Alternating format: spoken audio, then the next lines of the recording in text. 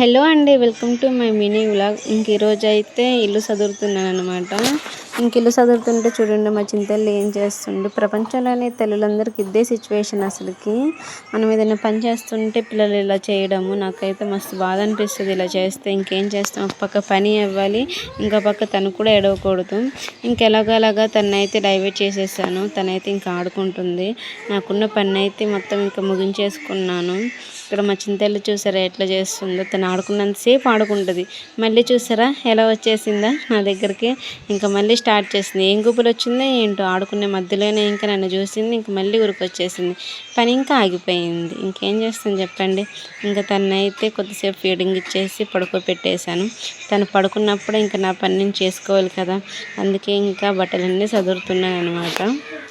ఇంకా తర్వాత అయితే నిద్ర లేచింది. నిద్ర లేచాక అయితే అక్కడ ఆడుకుంటుంది అనమాట.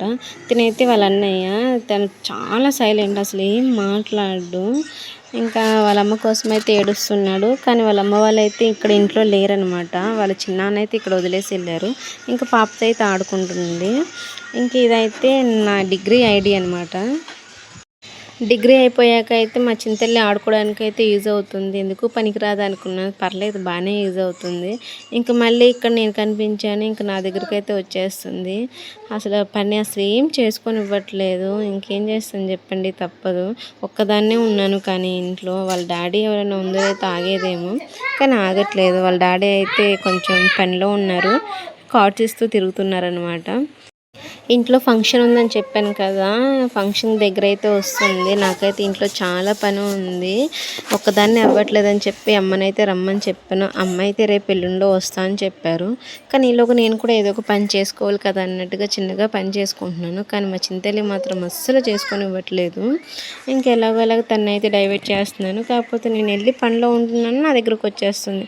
ఇంక ఇలాగ లేదని చెప్పి ఇంకా నా దగ్గరికి అయితే తీసుకున్నాను. ఇంకా తర్వాత అయితే ఇక్కడ అన్నం పెడుతున్నాను. చూడండి ఎలా చేస్తుందో.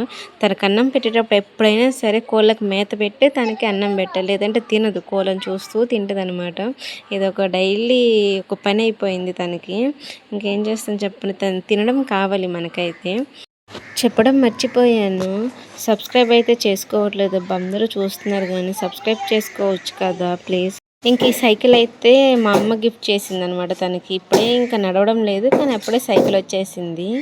సరే మరి నెక్స్ట్ బ్లాగ్లో కలుద్దాం. బాయ్.